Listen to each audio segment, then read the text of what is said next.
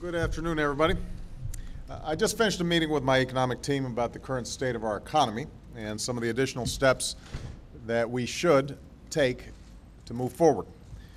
It's been nearly 2 years since that terrible September when our economy teetered on the brink of collapse. And at the time, no one knew just how deep the recession would go or the havoc that it would wreak on families and businesses across this country. What we did know was that it took nearly a decade. How are we doing on sound, guys? Is it still going in the press? Okay. What we did know was that it was going to take nearly a decade in order. Can you guys still hear us? Okay. Let me try this one more time. What we did know was that it took nearly a decade to dig the hole that we're in, and that it would take longer than any of us would like to climb our way out. And while we have taken a series of measures and come a long way since then, the fact is that too many businesses are still struggling, too many Americans are still looking for work, and too many communities are far from being whole again. And that's why my administration remains focused every single day on pushing this economy forward, repairing the damage that's been done to the middle class over the past decade, and promoting the growth we need to get our people back to work.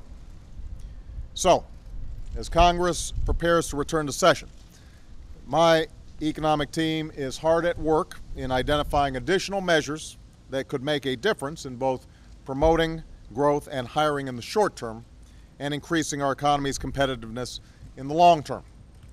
Steps like extending the tax cuts for the middle class that are set to expire this year, redoubling our investment in clean energy and R&D, rebuilding more of our infrastructure for the future, further tax cuts to encourage businesses to put their capital to work creating jobs here in the United States. And I'll be addressing these proposals in further detail in the days and weeks to come. In the meantime, there's one thing we know we should do, something that should be Congress's first order of business when it gets back, and that is making it easier for our small businesses to grow and hire. We know that in the final few months of last year, small businesses accounted for more than 60% of the job losses in America. That's why we've passed 8 different tax cuts for small businesses and worked to expand credit for them. But we have to do more.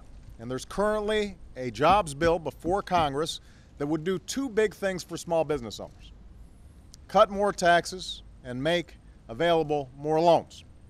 It would help them get the credit they need and eliminate capital gains taxes on key investments so they have more incentive to invest right now. And it would accelerate $55 billion of tax relief to encourage American businesses, small and large, to expand their investments over the next 14 months.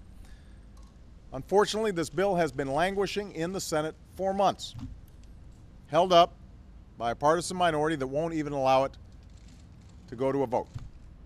That makes no sense.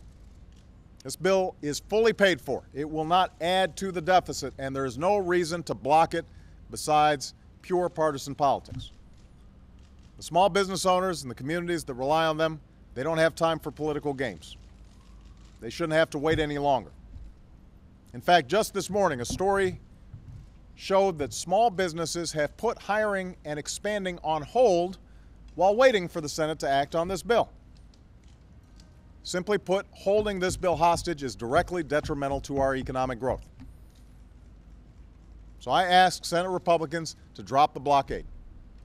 I know we're entering election season, but the people who sent us here expect us to work together to get things done and improve this economy. Now, no single step is the silver bullet that will reverse the damage done by the bubble and bust cycles that caused our economy into this slide. It's going to take a full-scale effort, a full-scale attack that not only helps in the short term, but builds a firmer foundation that makes our nation stronger for the long haul. But this step will benefit small business owners and our economy right away. That's why it's got to get done. There's no doubt we still face serious challenges. But if we rise above the politics of the moment to summon an equal seriousness of purpose, I'm absolutely confident that we will meet them. I've got confidence in the American economy, and most importantly, I've got confidence in the American people. We've just got to start working together to get this done. Thank you very much.